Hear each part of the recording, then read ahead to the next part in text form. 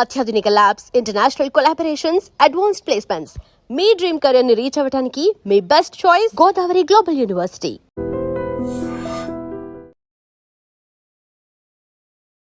Celebrity జ్యోతిష్యులు మీరు కదా, మీ తర్వాత అంటే ఈ విద్యని నేను కొంతమందికి అందించాలి, మీ శిష్యుల్లాగా ఉండాలి, వేణుస్వామి పేరు నిలబెట్టాలి, అలాంటి వారిని ఎవరినైనా మీరు తయారు చేస్తున్నారా? ఉన్నారు, ఒకళ్ళు ఇద్దరు నేర్చుకుంటున్నారు. ఒక ఇద్దరు అమ్మాయిలు నేర్చుకుంటున్నారు మీ దగ్గర నా దగ్గర నేర్చుకుంటున్నారు. ఆల్రెడీ వాళ్ళు సెలబ్రిటీలు, చాలా పెద్ద సెలబ్రిటీలు, అంటే ఫైనాన్షియల్ సెలబ్రిటీలు. ఓకే, అంటే రాజభోగులు వాళ్ళు. అంటే బాగా డబ్బులుండి, బాగా ల్యాండ్ లార్డ్స్ ఉండి అట్లా. ప్లస్ మా పాప కూడా నేర్చుకుంటుంది. సో నెక్స్ట్ జనరేషన్ లో వేణుస్వామి గారి పాపను కూడా చూడబోతాం. యా, డెఫినెట్ గా. వేణుస్వామి గారు, నమ్మకం వేరు, మూఢనమ్మకం వేరు. దీనికి ఉన్న డిఫరెన్స్ ని మీరు ఎలా మాట్లాడతారు? మనల్ని ముందుకు తీసుకెళ్లేది నమ్మకం, మనల్ని ఆపేది మూఢనమ్మకం. ఎక్కడైతే మనల్ని ఆపేస్తుందో అది మూఢనమ్మకం. ఆపేది మనకొద్దు. నేను అమావాస్య నాడు కారు కొన్నా. నా ఫస్ట్ కారు షోరూమ్ నుండి అమావాస్య నాడు కొన్నా. సో ఇక్కడ నేను అనేది ఏంటంటే, చాలా మందికి తెలియని ఒక విషయం చెప్తా. నలుపు దేనికి సంకేతం? చెడు అనుకుంటారు సాధారణంగా. జనరల్గా శనికి అనుకుంటారు, కాదు. నలుపు రాహుకు సంకేతం. కానీ మనం నలుపును శనికి అంటగట్టి మనం కూర్చున్నాం.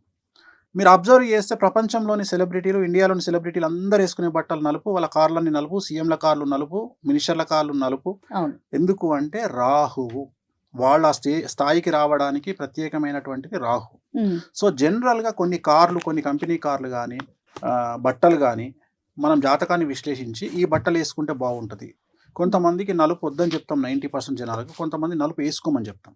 ఎవరికైతే రాహు ఉచ్చలో ఉంటాడో వాళ్ళని నలుపు వేసుకోమని చెప్తాం. వాళ్ళు నలుపు వేసుకోగానే వాళ్ళకు విపరీతంగా యోగిస్తుంది. అంటే జాతకం ప్రకారమే మన జీవితం నడుస్తుంది అంటారు ముందుకి. 100%. మన జాతకంలో మనం పుట్టినటువంటి మన లగ్నాన్ని బేస్ చేసుకొని మన లైఫ్ డిసైడ్ అయి ఉంటుంది. మన లైఫ్ ఆల్రెడీ డిసైడ్ అయ్యే మనం వచ్చినాం. వేణుస్వామి గారు, ఇంత సక్సెస్ ని చూసారు. సక్సెస్ఫుల్ జ్యోతిష్కుడు అంటే వేణుస్వామి గారి పేరు తెలియని వారైతే లేరు కదా. ఎవరికన్నా థ్యాంక్స్ చెప్పాలి ఈ సందర్భంగా అంటే మీరు ఎవరికి చెప్తారు? నా లైఫ్లో నా వైఫ్, నా పాప ఇద్దరికి. ఎందుకంటే నా వల్ల కొన్నిసార్లు వాళ్ళు బాధపడ్డ సందర్భాలు ఉన్నాయి. ఇప్పుడు నా వైఫ్ ఉంది, తను పెద్ద మ్యూజిషియను, భారతదేశంలోనే తనకు మంచి పేరు వచ్చింది, చాలా పెద్ద. సో నేను ఒక్కొక్కసారి ఫీల్ అవుతుంటా, నా వల్ల తను ఏమైనా ఇబ్బంది పడుతుందేమో అని. రెండోది, నేను అగ్రెసివ్ క్యారెక్టర్. అంటే జనరల్గా నాది ఎంత అగ్రెసివ్ అంటే, నన్ను ఎవడన్నా టార్గెట్ చేస్తే 10 నిమిషాల తాడోపేడ తెలుసుకుందాం అనే రకం నేను. అంటే నేను ఎగ్జాంపుల్ చెప్తా. ఇప్పుడు దావూద్ ఇబ్రాహిం ఉన్నాడు, నా దృష్టిలో దావూద్ ఇబ్రాహిం అనేటోడు కొనికిసుక కొట్టాం నా దృష్టిలో. అంటే నేను అనేది ఏంటంటే, చంపడం అనేది పెద్ద నిర్ణయం తప్ప దానికి సంబంధించిన ప్రాపగండ చేయడం, ఇప్పుడు చంపడం అనేది పెద్ద విషయం కాదు. వాడు గన్నుతో కాలుస్తాడు, కత్తితో పొడుస్తాడు, గొంతు బిసుకుతాడు. సో నేను అనేది ఏంటంటే, ఈ డాన్లు లేకపోతే ఎదుటి వ్యక్తి ఎంత పెద్ద తోపైనా ఐ డోంట్ కేర్. సో కొన్ని సందర్భాల్లో నా వైఫ్, మీరు ఇంత సైలెంట్గా ఎండుకుంటున్నారు, మీరు మీ ఒరిజినల్ అగ్రెసివ్ కదా, మీరు అటాక్ చేయండి, మీరు తలుచుకుంటే ఏదైనా చేయగలుగుతారు అంటే, ఇక్కడ నేను ఎంచుకున్న మార్గం వేరే ఉంది కదా, వామాచారము. నేను చేయలేను అనేది నేను తలుచుకుంటే పూజలతోనే చేస్తా, అవసరం లేదు అనే కండిషన్ తనకు అప్లై చేసి, తనకు అర్థం చేసి, సో నన్ను తను అర్థం చేసుకున్నందుకు, అలాగే నేను పడే బాధలను తను భరిస్తున్నందుకు నేను థ్యాంక్స్ చెప్పుకోవాలంటే నా వైఫ్కి చెప్పుకుంటా. సో ఈ జనరేషన్లో 20 సంవత్సరాల పాప ఇంత అగ్రెసివ్గా, ఇంత సమాజము ఇంత టార్చర్ పెడుతుంటే, లేకుంటే కావాలని ఒకళ్ళిద్దరు నన్ను మీద దాడి చేస్తున్నప్పుడు నా పాప అర్థం చేసుకుంటుంది, నాకు సపోర్ట్గా నిలబడుతుంది అనుకున్నప్పుడు తనకు థ్యాంక్స్ చెప్పుతా. అన్నిటికంటే ముఖ్యమైందంటే, నన్ను టార్గెట్ చేస్తూ, నన్ను విమర్శిస్తూ, ప్రతిరోజు నా బ్రెయిన్ యాక్టివ్గా ఉండడానికి తోడ్పడుతున్న నా విమర్శకులందరికీ థ్యాంక్స్ చెప్తా. సమాజాన్ని మీరు ఏ దృష్టితో చూస్తారు గురుగారు? ఎందుకంటే తిట్టేవారు ఉన్నారు, పొగిడేవారు ఉన్నారు, లాభపడే ఉన్నారు, అంటే పాజిటివ్, నెగిటివ్, అట్లా మీరు ఏ కోణంలో చూస్తారు? సమాజంలో జనాలు ఎప్పుడు అమాయకులే. మోసగాడు కూడా అమాయకుడే, మోసం చేసేవాడు కూడా అమాయకుడే. మోసం చేయడము జాతకం మీద ఆధారపడి ఉంటుంది, మోసపోవడము జాతకం మీద ఆధారపడి ఉంటుంది. సో ప్రతి ఒక్కళ్ళు బలి ఇవ్వబడే వాళ్ళే. కానీ it will take time. First ఒక వ్యక్తి ఏమనుకుంటాడంటే, నేను వీని మోసం చేసిన, నేను సక్సెస్ అనుకుంటాడు. కానీ మోసపోయిన వాడు నమ్మిండు, ఆ నమ్మకం వల్ల మోసం చేసిన వాడికి అవకాశం దొరికింది. వీడి లెవెల్లో వీడెవరినో నమ్ముతాడు, వీడు మోసపోతాడు. సో ప్రతిదీ సమాజాన్ని నేను జ్యోతిష్యమైన కోణంలోనే చూస్తా తప్ప వ్యక్తిగతమైనటువంటి కోణములో నేను చూడను. నాకు మనుషులు కనిపించరు, మనుషుల నెత్తిలో ఉండేటువంటి నవగ్రహాలు కనిపిస్తాయి, 12 లగ్నాలు కనిపిస్తాయి. నేను ఎంతసేపు వాళ్ళని ఆ దృష్టితోనే చూస్తా. సో సమాజంలో నాకు సంబంధించినంత వరకు వాళ్ళ జాతకాన్ని బేస్ చేసుకొని వాళ్ళు తీసుకునే నిర్ణయాలు అనేటివి ఉంటాయి. So astrology is nothing but decision. మనము తీసుకునేటువంటి నిర్ణయాలే మన జాతకము. సో మనము అక్కడికి వెళ్ళాలా వద్దా, ఆ హాస్పిటల్కి వెళ్ళాలా వద్దా, ఆ మనిషి దగ్గరికి వెళ్ళాలా వద్దా, ఇవన్నీ కూడా మన జాతకం మీద ఆధారపడి ఉంటాయి. రైట్. పర్సనల్గా నేను వాణి గారికి చాలా పెద్ద ఫ్యాన్ అండి. చాలా చాలా ఇష్టం ఆవిడంటే నాకు. ఎన్నో కచేరీలు, ఎన్నో ప్రోగ్రామ్స్ చేస్తుంటారు కదా. మీకోసం పర్సనల్గా ఎప్పుడైనా ఒక సాంగ్ మీ ముందు చేసింది ఏమన్నా ఉందా? చాలా సార్లు. మీ ఫేవరెట్ సాంగ్? సో నా ఫేవరెట్ సాంగ్ అంటే భక్తికి సంబంధించి వెంకటాచల నిలయం. సో వెంకటాచల నిలయం అనేది నాకు కిక్కిస్తుంది. ఆ పాట నాకు తను వాయించిందంటే నేను పిచ్చోన్ అయిపోతా. సో అది భక్తికి సంబంధించి. అలాగే 7G by Brindavan colony and Aashiqui 2. So ఈ పాటలు నాకు చాలా ఇష్టం. సో అంటే మరి భగవంతుడు నాకు అంత పెద్ద అవకాశం, అంత పెద్ద గొప్ప అవకాశం ఇచ్చిండు, అంత మంచి ఇన్స్ట్రుమెంట్ ప్లేయర్ను నాకు భార్యగా ఇచ్చినప్పుడు, అంత పెద్ద ఇచ్చినప్పుడు అందరికంటే గొప్పగా నాకు ఏంటంటే సమాజం కోసం ఎక్కడనో పెద్ద పెద్ద షోలలో వాయించి డబ్బులు తీసుకుని వాయించే నా వైఫ్ నా కోసము నాకు ఇష్టమైన పాట వాయించమన్నప్పుడు నాకు వాయిస్తుంది. నాకు యాక్సెస్ ఉంది కాబట్టి. ఇప్పుడు కాకపోతే నిన్న పరిస్థితి ఏంటంటే తను ఇవాళ రామోజీరావు గారి ప్రోగ్రామ్ కోసం అని చెప్పేసి పాట ఉంటుందండి, వైష్ణవ జనతో అనే సాంగ్ ఉంటుంది. ఆ సాంగ్ వాయిస్తున్నప్పుడు నన్ను వినమన్నది, నేనేమో బిజీగా ఉన్నా. నేను ఇంటర్నేషనల్ కాల్స్లో బిజీగా ఉన్నా, నేను అవకాశం దొరకలే. మళ్ళీ ఇవాళ పొద్దున్న తను ఈటీవీలో ప్లే అయింది. అది ఈటీవీలో ప్లే అయినప్పుడు లైవ్ వచ్చింది. ఇవాళ చూసి నేను ఎంజాయ్ చేసిన. సో నాకు ఎప్పుడైనా పాటలు నచ్చితే నాకు మాయదారి మైసమ్మ ఇష్టం, పెద్దపులి సాంగ్ ఇష్టం. సో ఎక్కువ అమితాబ్ బచ్చన్ సాంగ్స్ వాయించుకుంటున్నాను. అమితాబ్ బచ్చన్ సాంగ్స్ నాకు ఓల్డ్ సాంగ్స్ చాలా, లావారిష్ కానీ నమక్కలాల్ కానీ. సో ఆ పాటలు నేను వాయించమంటే వాయిస్తుంది, నేను బాగా ఎంజాయ్ చేస్తాను. మీకు ఇష్టమైన కలర్ అండి? నాకు ఇష్టమైన కలర్ ఎల్లో, వెంకటేశ్వర స్వామి బగలముఖి. వెంకటస్వామి గారు, నేను కొన్ని పేర్లు చెప్తాను, వాటి మీద మీ అభిప్రాయం సింగిల్ లైన్లో కావాలి నాకు. మోడీ, కారణజన్ముడు. పాకిస్తాన్, దరిద్రం. విజయ్ దేవరకొండ, కష్టపడతాడు. ప్రభాస్, కారణజన్ముడు. సమంత, ఫైటర్. రణవీర్ సింగ్, మంచి హస్బెండ్. రేవంత్ రెడ్డి, తెలంగాణతో. కామాఖ్య, ప్రపంచంలో ఏదైనా ఇవ్వగలిగిన శక్తి ఉన్నటువంటి దేవాలయం. భారతదేశం, పుణ్యభూమి. సనాతన ధర్మం, విశ్వం. చిరంజీవి గారు, కష్టంతో పైకొచ్చిన కారణజన్ముడు. ఎన్టీ రామారావు గారు, యుగ పురుషుడు. జూనియర్ ఎన్టీఆర్, కాబోయే ముఖ్యమంత్రి. రామ్ చరణ్, వంశాన్ని నమ్ముకోకుండా కష్టాన్ని నమ్ముకున్న వ్యక్తి. Anushka, beauty with brain. Rajamouli గారు, 100కి 1000% కారణజన్ముడు. మహేష్ బాబు, అందగాడు. వావ్. రాజశేఖర్ రెడ్డి గారు, శత్రువును కూడా క్షమించగలిగి ఆదుకునే గొప్ప వ్యక్తి. చంద్రబాబు నాయుడు గారు, అడ్మినిస్ట్రేషన్లో నెంబర్ 1. పవన్ కళ్యాణ్ గారు, పర్ఫెక్ట్ రాజకీయ నాయకుడు. ఆంధ్రప్రదేశ్, తిరుమల దేవాలయం ఉండి వెంకటేశ్వర స్వామి ఉన్నటువంటి అదృష్ట ప్రాంతం. తెలంగాణ, నా పుట్టిన ఊరు, నన్ను కన్న ఊరు.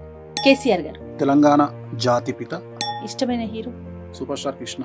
ఇష్టమైన sports man, Sachin Tendulkar, god of cricket. ఇష్టమైన ఫుడ్, వెజ్లో అయితే పాలకూర పప్పు, టెంపుల్ పులిహోర. నాన్ వెజ్ అయితే బగారన్నం, మటన్ కర్రీ. ఇష్టమైన ప్లేస్, ఎక్స్ట్రీమ్ పిచ్ అంటే తిరుమల. ఇష్టమైన కమేడియన్, బ్రహ్మానందం గారు. ఇంకా ఆయన మించిన ఎవరున్నారు? ఇష్టమైన స్పోర్ట్, క్రికెట్. చిన్నప్పుడు ఎప్పుడైనా ఆడే అవకాశం వచ్చిందా? చాలా చాలా చాలా చాలా ఆడతా. ఇప్పుడు కూడా ఆడతా. ఈ మీ సక్సెస్ ని అమ్మగారు చూసారేమో బహుశా, యా. నాన్నగారు చూడలేకపోయారు. చూడలేదు. అది ఎప్పుడైనా అనిపిస్తా ఉంటుంది, ఈ రోజు ఉన్న ఈ సక్సెస్ ని ఆయన చూడలేకపోయారన్న బాగా ఫీల్ అవుతుంటా నేను. ఎందుకు ఫీల్ అవుతుంటా అంటే అప్పుడు మెడికల్గా ఇంత డెవలప్మెంట్ లేదు. సో ఆయన పోయినప్పుడు ఇంత డెవలప్మెంట్ లేదు. సో ఈ మెడికల్ డెవలప్మెంట్ ఉంటే ఆయన ఉండేవాళ్ళు, ఆయన ఉంటే మన అభివృద్ధి చూసేవాళ్ళు అనేది అదొక్కటి మాత్రం లైఫ్లో అదొక్కటే నేను బాధపడేది ఏంటంటే, అయ్యో ఆయన చూడలేకపోయారే అనే ఒక బాధ. అంతకుమించి పెద్ద ఇంకా వేరే ఏం లేవు. భవిష్యత్తులో గురువు గారిని ఎలా చూస్తామండి? ఫ్లో ఎటు ఉంటే అటు, గో విత్ ఫ్లో. పెద్ద కోరికలేం లేవు, గో విత్ ఫ్లో. అంతే, గో విత్ ఫ్లో. ఏదైనా జరగచ్చు. ముందుగా ఇట్లా అవుతుంది అట్లా అవుతుంది, ఏం లేదు. పాలిటిక్స్ లోకి ఎంటర్ Politics లో చెప్పలేం. ఇప్పుడు పొలిటికల్ గా జాతకరీత్యా ఉంది. ఇప్పుడు పొలిటికల్ గా నాకు 2-3 ఆప్షన్స్ వస్తున్నాయి. సో ఇప్పుడు ఒకవేళ ఎమ్మెల్యే పునర్విభజన జరిగితే, ఏమైనా కాన్స్టిట్యున్సీలు పెరిగితే కొన్ని ఆప్షన్స్ ఉన్నాయి, నాకున్నాయి, మా ఆవిడ కూడా ఉన్నాయి. బట్ మనకైతే ఇంట్రెస్ట్ లేదు ప్రజెంట్. పొలిటికల్ ఇంట్రెస్ట్ అయితే లేదు, నిజంగానే లేదు. ఓకే. మాకైతే జాతకంలో ఉంది, బట్ పొలిటికల్ ఇంట్రెస్ట్ లేదు. నేను చెప్పిన కదా మీకు ఒకటన్నా, నా డ్రీమ్ ఏంటంటే నేను కింగ్ మేకర్గా ఉండాలనుకుంటా తప్ప కింగ్గా ఎప్పుడు ఉండాలనుకోను. నాకు ఇష్టం కూడా ఉండదు. ఎందుకంటే నేను రాజభోగాన్ని నమ్ముతా, రాజయోగాన్ని నమ్మ. రాజయోగము నాట్ పర్మనెంట్, రాజభోగము పర్మనెంట్. రైట్. మీరు అబ్జర్వ్ చేస్తే రాజయోగులు 1000 మంది ఉంటే రాజభోగులు 1,000,000 మంది ఉంటారు. ఉమ్. సో నేను అనేది అది. ఇప్పుడు భారతదేశంలో రాజభోగులు 5% బిలో ఉంటారు ఆ లిస్టులో. ఆ లిస్టులో. సో రాజభోగులు అంటేనే మంచిది. ఎప్పుడైనా కానీ మనం కూడా రాజభోగులే ఉండాలని కోరుకోవాలి, రాజయోగులు ఉండొద్దు మనకు. రాజయోగులకు టఫ్ ఉంటుంది, ఎందుకంటే ఒక ఐఏఎస్, ఐపీఎస్, ఎమ్మెల్యే, మినిస్టర్ కావాలంటే చాలా టఫ్ ఉంటుంది. కానీ నువ్వు డబ్బు సంపాదించాలంటే చాలా ఈజీ. మన ఆలోచన విధానం, ఫైనల్ గా మనిషి యొక్క ఆలోచన విధానం ఎలా ఉండాలి ఈ కలియుగంలో? కలియుగంలో ఒకటి గుర్తుపెట్టుకోండి, కలియుగం వేరు, భారతదేశం వేరు, తెలుగు రాష్ట్రాలు వేరు. తెలుగు రాష్ట్రాల యొక్క ఇక్కడ ఉండే పరిస్థితులు వేరు. సో నేను తెలుగు రాష్ట్రం గురించి మాత్రమే మాట్లాడతా. తెలుగు రాష్ట్రాలలో మీరు ఉండాలంటే ఫస్ట్ ప్రయారిటీ ఖచ్చితంగా డబ్బు, డబ్బు, డబ్బు, డబ్బు. ఎవరిని పట్టించుకోకండి లైఫ్లో. రెండవది, అసలు తెలుగు రాష్ట్రాలలో ఒకరిని విమర్శించే హక్కు కానీ నైతికత కానీ ఎవరికి లేదు, ఇంక్లూడింగ్ వేణుస్వామి. సో ఎవరిని విమర్శించేంత శుద్ధ పూసలు తెలుగు రాష్ట్రాలలో లేరు, ఉండరు, ఉండబోరు. కాబట్టి ఎవ్వరు విమర్శించినా పట్టించుకోకండి. వాళ్ళు విమర్శించనియండి, మీరు విమర్శించకండి, మీ పని మీరు చేసుకుంటూ వెళ్ళిపోండి. కానీ వాళ్ళని విమర్శించాల్సిన పని లేదు. బట్ మీ పని మీరు ఒక్కొక్కసారి silence also a better answer. So సైలెన్స్గా ఉండడం ఆన్సరే. No message is a message. ఒకసారి మెసేజ్ ఇవ్వకపోవడం కూడా మెసేజ్ అవుతుంది. సో చాలా చాలా పెద్ద వాళ్ళ దగ్గర నుండి నేర్చుకునేటువంటి పదాలు ఇవి. పివి నరసింహారావు గారు ప్రధానమంత్రిగా ఉన్నప్పుడు బాబ్రీ మసీదును కూలగొడుతున్నప్పుడు ఆయన ఫోను, అప్పుడు ల్యాండ్ ఫోన్ ఉండేది, ఆయన ఫోన్ ఎత్తకుండా సైలెంట్గా కూర్చున్నప్పుడు అప్పుడు ప్రసాద్ గారు, ఆయన దగ్గర సెక్రటరీగా పనిచేస్తున్నటువంటి ప్రసాద్ గారు, టీటీడీ ఈవోగా పనిచేసిన అతను వచ్చి, సార్ ఏంది సార్ మీరు అంత పెద్ద హంగామా జరుగుతుంది బాబ్రీ మసీదులో, మీరేమో సైలెన్స్గా ఉన్నారు, ఏంది పరిస్థితి అంటే, అరే సైలెన్స్ కూడా ఒక నిర్ణయమేరా బాబు అని చెప్పారంట పెద్ద ఆయన. సో అట్లా ఒక్కొక్కసారి సైలెన్స్ కూడా ఒక నిర్ణయం. ఎప్పుడు నెగ్గాలో కాదు, ఎప్పుడు తగ్గాలో, అలాంటివి కూడా తగ్గడం నేర్చుకోండి. నేను చెప్పదలుచుకున్న పాయింట్ ఏంటంటే, మరీ ముఖ్యంగా ఆడవాళ్ళ దగ్గర తగ్గడం వల్ల లైఫ్ చాలా బాగుంటుంది. సూపర్. అర్థమైందా? రాముడు భార్య మాట విని జింకను తేవడానికి పోయిండు. దశరథుడు భార్య మాట విని రాముణ్ణి అడవికి పంపించిండు. రావణాసురుడు భార్య మాట వినకుండా చచ్చిపోయిండు. వీళ్ళందరూ యుద్ధాలు చేసి బతికిరు. అవును. ఎవరైతే భార్య మాట వినలేదో ఆయన చనిపోయిండు, ఆయనే రావణుడు. విన్నవారు. సో కలియుగంలో నేనేమంటా అంటే, ఎక్కువగా స్కోప్ అమ్మాయిలకి ఇచ్చి, భార్యలకి ఇచ్చి, బిడ్డలకి ఇచ్చి, తండ్రులకి ఇచ్చి, ఎక్కువ మన జీవితంలో ఎక్కువ స్పేస్ ఆడవాళ్ళకి ఇవ్వడం వల్ల, వాళ్ళకు ఇంపార్టెన్స్ ఇవ్వడం వల్ల ఫ్యామిలీలు బాగుంటాయి అనేది నా ఉద్దేశం. ఎందుకంటే ఇది గ్రహచారం గురించి మాట్లాడుతున్నాను, వ్యక్తిగతంగా మాట్లాడలేదు. సో ఆడవారికి ఇంపార్టెన్స్ పెరుగుతున్న సందర్భంలో, ఏ ఇంట్లోనైతే ఆడవారు ఏడవరో, ఏ ఇంట్లోనైతే ఆడవారు ఆనందంగా ఉంటారో, ప్రశాంతంగా ఉంటారో, ఆ ఇల్లు డబ్బుకు, ఐశ్వర్యానికి నిలవుగా ఉంటుంది. ఇంట్లో సాధారణంగా మీరంతా జ్యోతిష్యం వైపు ఉంటారు. వాణి గారు ఆవిడంతా సంగీతం, మ్యూజిక్. కలుసుకుంటే ఎక్కువగా ఎలాంటి విషయాలు డిస్కస్ చేస్తారు కామన్గా? ఇవి రెండు వదిలేసి పర్సనల్ విషయాలు ఉంటాయా, కుటుంబ విషయాలు? నాకు కోపం రాదు. సో జనరల్గా మేము ముగ్గురం నేను, మా ఆవిడ, మా పాప కలుసుకునేది డైనింగ్ టేబుల్. నేను డైనింగ్ టేబుల్ దగ్గరికి పోగానే మా పాప, మా ఆవిడ ఇద్దరు ఈ డైరెక్షన్లో ఉంటారు, నేను ఈ డైరెక్షన్లో ఉంటా. వీళ్ళిద్దరు యుద్ధం స్టార్ట్ చేస్తారు. వాళ్ళు కంప్లైంట్లు అన్నీ ఈవిడిస్తుంటుంది, ఈవిస్తుంటుంది నాకు. నేను చివరికి తిన్న తర్వాత వాళ్ళు ఏముండిరు అని అడుగుతాను. నేను తిన్న తర్వాత అంటే నా మొత్తం మైండ్ వీళ్ళిద్దరు తినేస్తారు. అంటే నాకు ఓన్లీ మేము ముగ్గురం కలిసేది డైనింగ్ టేబుల్. తర్వాత నేను వ్యక్తిగతంగా నా బెడ్రూమ్లోకి వచ్చిన తర్వాత నేను తను పక్కపక్కనే ఉంటాం కాబట్టి నేను మాట్లాడే ప్రతి మాట తనకు 2 చెవులు అందరికి ఉన్నట్టే. ఒక చెవు ఏమో తన పర్సనల్ పని చేసుకుంటుంటుంది, అంటే ఎవరితో మాట్లాడడము, ఇంకో చెవు నాకు వదిలేస్తుంది. సో నేను ఎవరితో మాట్లాడుతాను, పొలిటీషియన్తో మాట్లాడుతున్నా, ప్రజెంట్ సబ్జెక్ట్ ఏంది, ఈ సబ్జెక్ట్ మీద కమెంట్ చేస్తాను. ఇప్పుడు ఉదాహరణ, నేను భారతదేశంను, మీరు చూసే భారతదేశం వేరు, నేను చూసే భారతదేశం వేరు. నేను భారతదేశానికి రాబోయే కాలంలో పెను సంచలనాలు జరగబోతున్నాయి. అసలు ఎవరు ఊహించినటువంటి సంచలనాలు భారతదేశంలో జరగబోతున్నాయి. ఆర్థికంగా పెట్రోలు, డీజిలు, డబ్బు, సో డాలర్ మారకం. ఎందుకంటే ఇప్పుడు డాలర్ మారకం అంటే సామాన్యమైన జనాలకు తెలియదు.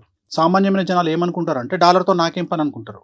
కానీ ఇక్కడ 100 రూపాయలు 110 రూపాయలు ఉన్న నూనె 170 రూపాయలు అయింది వాళ్ళ, రేపు 400 అవుతుంది ఇంకో సంవత్సరంలో. సో ఇవన్నీ సామాన్యులకు తెలియదు. నేను ఈ డిస్కషన్ చేస్తున్నప్పుడు తను మొత్తం క్యాప్చర్ చేస్తుంటుంది నా డిస్కషన్ అంతా. నేను పొలిటీషియన్తో మాట్లాడుతున్నప్పుడు ఒక పొలిటీషియన్తో ఒక ఎమ్మెల్యేతో మాట్లాడుతున్నా, ఒక ఎంపీతో మాట్లాడుతున్నా, లేకపోతే ఒక సీనియర్ జర్నలిస్ట్తో మాట్లాడుతున్నా, ఒక విశ్లేషకులతో మాట్లాడుతున్నా.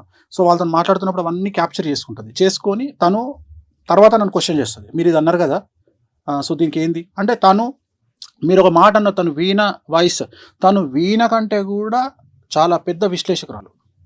తను చాలా చాలా చాలా విశ్లేషణ చేయగలుగుతుంది. సో నా దగ్గర నుండి ఇన్ఫర్మేషన్ తీసుకొని తను ఎవరి దగ్గర ఉన్న దాన్ని మాట్లాడడానికి వాడుతుంది, లేదా ఇంకొద్దిగా ఇన్ఫర్మేషన్ క్యాప్చర్ చేయడానికి పనిచేస్తుంది. ఎక్కువ డిస్కషన్ అంటూ మాకు ఉండవు. మాకు జనరల్గా నేను చాలా సీక్రెసీ మెయింటైన్ చేస్తాను. అంటే నా క్లయింట్లకు సంబంధించిన విషయాన్ని నా భార్య దగ్గర కూడా మాట్లాడా. అంటే జనరల్గా నన్ను అందరూ ఏం ఆలోచిస్తారంటే, నేను ఏదున్నా మీడియాలో మాట్లాడతా అనుకొని ఆలోచించే జనాలు ఉంటారు నా గురించి. కానీ నేను 90% 99% నా క్లయింట్ల సీక్రెట్ నేను మెయింటైన్ చేస్తాను. చాలా మందికి ఆ విషయం తెలియదు. అందుకనే నన్ను నమ్మి చాలా పెద్ద పెద్ద వాళ్ళు వస్తారు నా దగ్గరికి. బ్యూరోక్రాట్లు వస్తారు నా దగ్గరికి, జడ్జిలు వస్తారు, హైకోర్టు జడ్జిలు వస్తారు. సో చాలా పెద్ద వ్యక్తులు వస్తారు. ఎందుకంటే వాళ్ళకి సంబంధించిన సీక్రెట్స్ చాలా ఎక్స్ట్రీమ్ ఉంటాయి, చాలా పెద్ద. ఎందుకంటే నన్ను నమ్మి నా సీక్రెట్స్ను నాతో షేర్ చేసుకుంటారు వాళ్ళు. ఎందుకంటే డాక్టర్ లాంటి వాడిని నేను.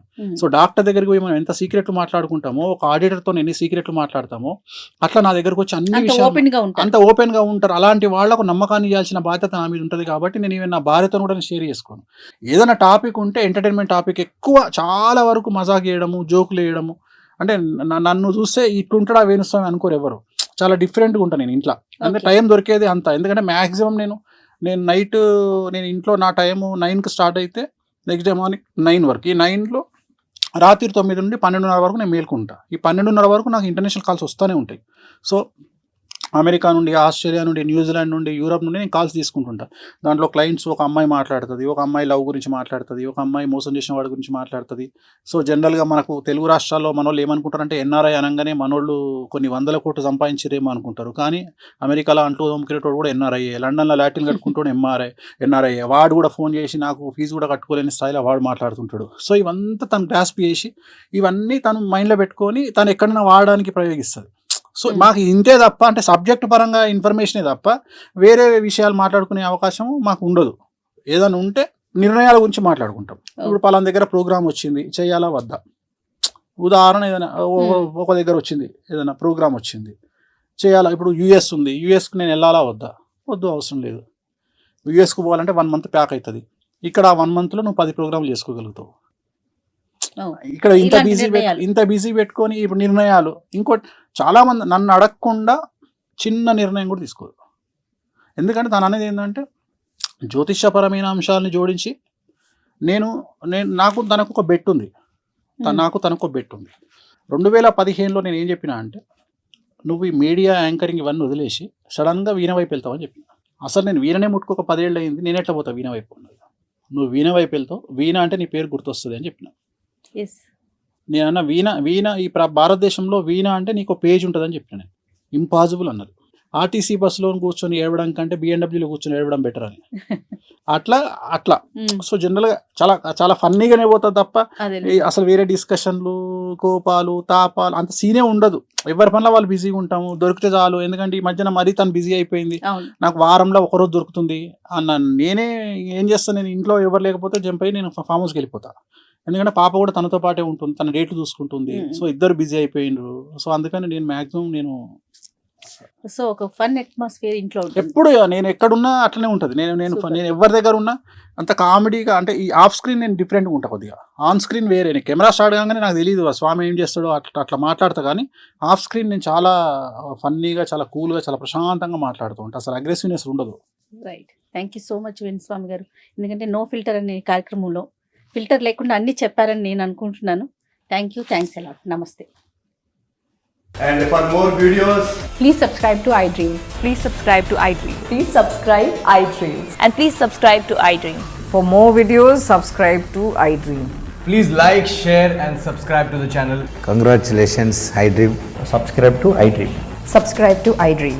So subscribe to iDream Media.